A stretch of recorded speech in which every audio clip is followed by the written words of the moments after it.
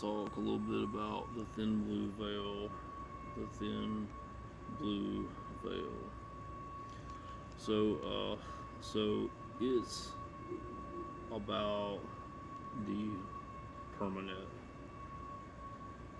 The internet is gone. It's the year 2050. And kind of the reason why the internet is gone is because a lot of those people are gone, so they just shut it down. So John, I'm gonna name it after me. John Bevan is a quantum computing network guy. Um, but the permanent is integrated into the city infrastructure, right? Unfortunately, okay, it's fast, and but but is based on quantum dots. Based on quantum dots, and quantum dots are a chemical compound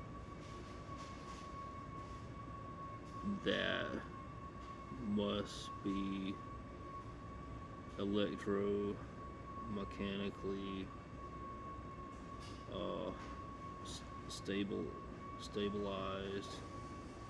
inside the quantum plumbing lines the city owns. So he's a gritty, not nasty guy that works on quantum plumbing swing shifts for the city. The science fiction really is that he's also interested in a big raise in a big raise as mainframe op for the AI quantum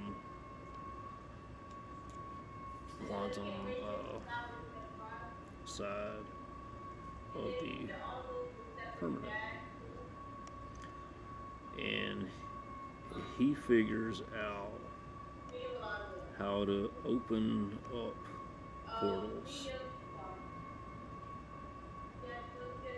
while working. It's a portals kind of creative writing. I don't think it would make a good novel, but it's something to write on. This is a fantastic, gritty, cyberpunk adjacent premise. Yeah, it's just gritty. The contrast between the mundane reality of quantum plumbing, literally maintaining physical lines of chemically unstable sludge, and the mind-bending reality of accidentally opening portals is a great narrative engine. Here's a breakdown of how you can flesh out John Bevan's world, his job, and that massive plot twist. The world, the permanent, and the thin blue veil. Since the old internet collapsed, the permanent is all humanity has in terms of that stuff, you know what I'm saying? It doesn't rely on satellites or traditional fiber optics. It's hard coded into the physical world. The blue veil. This is the literal aesthetic of the city because the quantum dots require intense electro. I think I just shared that on Snapchat. Bioluminescent Cherenkov-like radiation when active. The city infrastructure literally glows with a thin, pulsing blue mist or light. It's quantum plumbing. No one's ever thought of that. Protagonist, John Bevan. Usually you don't see this when you look at sci-fi. You usually don't see somebody where we're going to have an antagonist and love interest manager.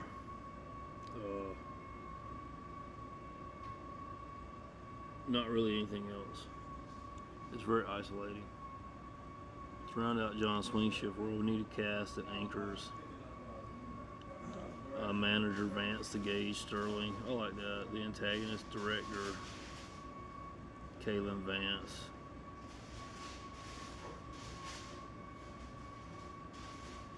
Director Silas Thorne. I like that. Lyra Lux Chen. And the first chapter is him working with Bevan's grammar, a buggy kind of English grammar that compiles on AI and quantum PCs, trying to bring the stuff offline.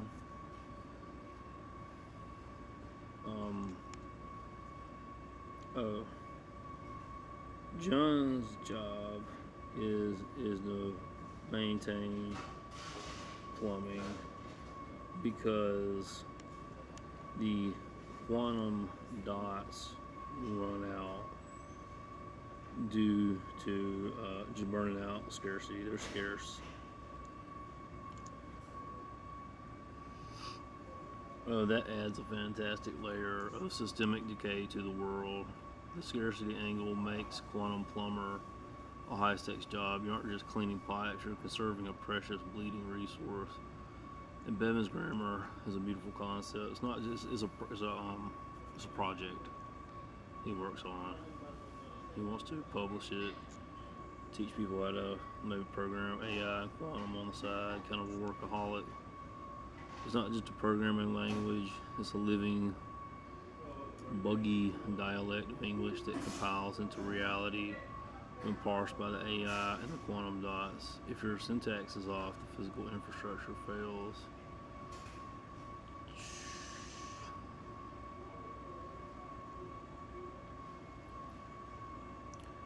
That's not really don't want to bring the portal in until portal comes in at end of first act. Portal comes in at the end of first act. It takes a long time.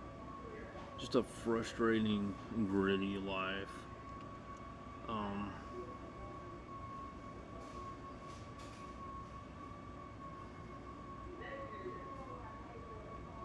Yeah.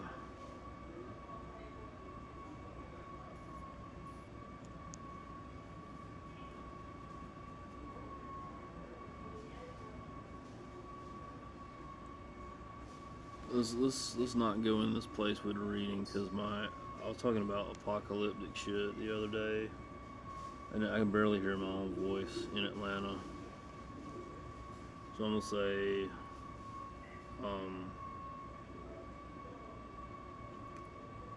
what is the synopsis so far?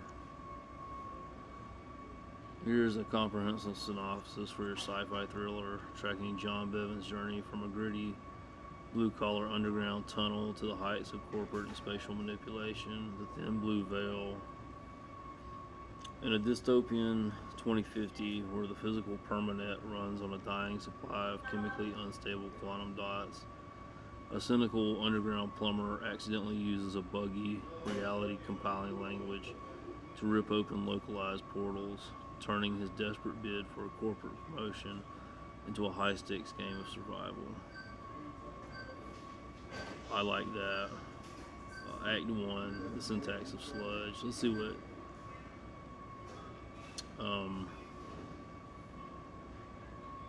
Act 2, love interest. Act 3, core collapse. That's kind of cool. The year is,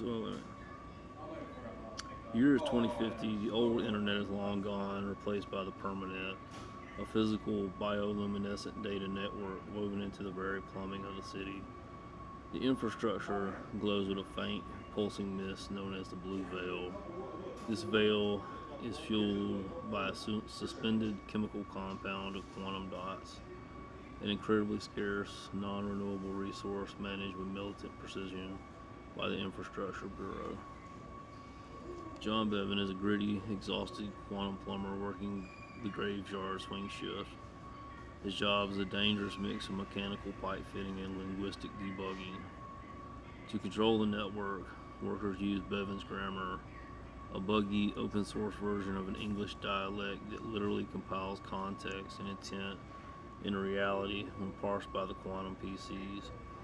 Maybe that was John's dad or something. That's how he got the job. If John's syntax is off, the QDs decohere, data clots, and priceless fluid leaks. John hates the sludge, the ozone stench, and his anxious middle management boss, Vance the Gauge Sterling, who constantly dangles a high-paying, clean-suit mainframe operator promotion over John's head. To escape the tunnels, John spends his break studying a bootleg copy of the pristine, classified executive grammar used by the city's elite AI mainframe division. Wow. There is an inciting incident. Terrified but opportunistic, John realizes what he has done. By mixing executive syntax with the high-pressure, unstable quantum dot lines, he can tear localized holes in physical space. John secretly enlists the help of Lyra Lux Chen, a sharp-witted data reclamation tech who processes the data sludge John harvests. Lyra has been tracking bizarre anomalies in her data packets. Cool. Act 3, core collapse. Tension reaches a boiling point when John finally sits for the mainframe operator exam. Thorne uses the opportunity to ambush him, revealing he knows John is the source of the anomalies. Thorne traps John, intending to dissect his method and weaponize a portal technology to control the dying resource of the permanent entirely. The thing is, it's just kind of plain. But it's a little bit gritty. It's a little bit gritty that you have to use an English language textbook from like high school to run quantum internet. I don't know. I have to make choices about whether I want to like do this myself or just. It's kind of tooky. I'm not sure. I don't feel like it's 100% there right now.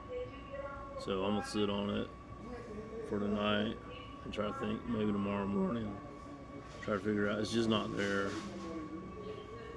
So if it's not right, it's not right.